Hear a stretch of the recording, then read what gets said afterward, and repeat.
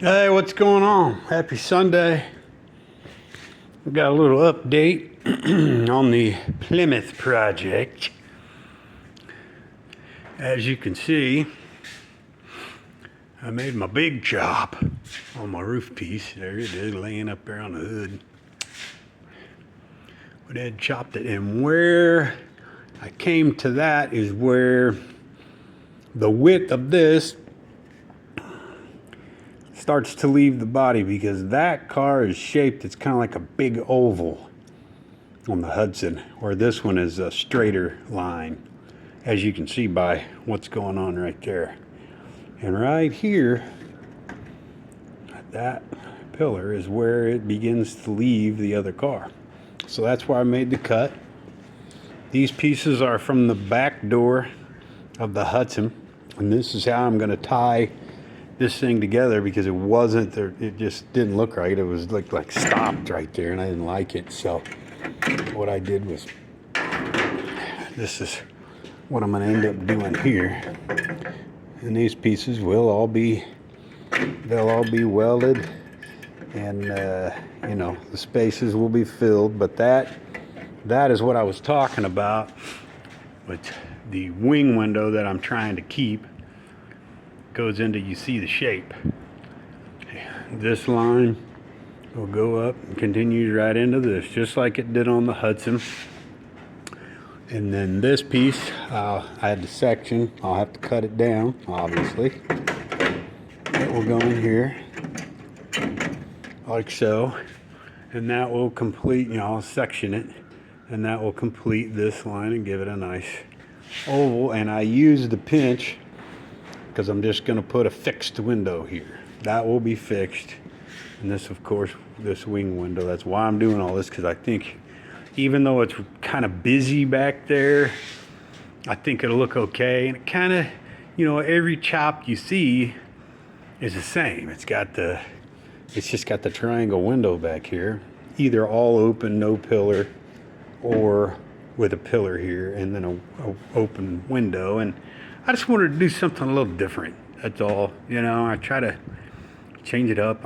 You know, I mean, I'm not reinventing the mousetrap or anything. It's just something that I really like. That little wing window, it works. It's in good shape, and I just thought it'd be something, you know, something cool. There's gonna be people that look at it and say it's ugly, it's too busy back there, and it should be cleaner, and that's all right, man. Yeah, everybody's got their own way of looking at stuff. And in this here, what I will probably do with this is I will take this, just like I did here,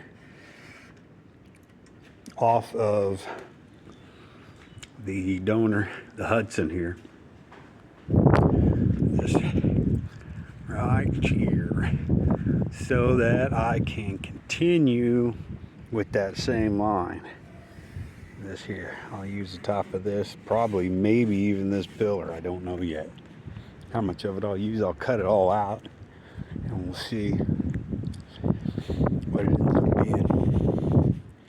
Just to make that line look cleaner, because even having a pillar in between, it'll still look funny, I think. So I think it's worth it to go ahead and cut the bottom of that door off in the same place as I did here, and right across here, right where it's on the tangent, right in the middle of that tangent where it starts to come back in, right there, same place.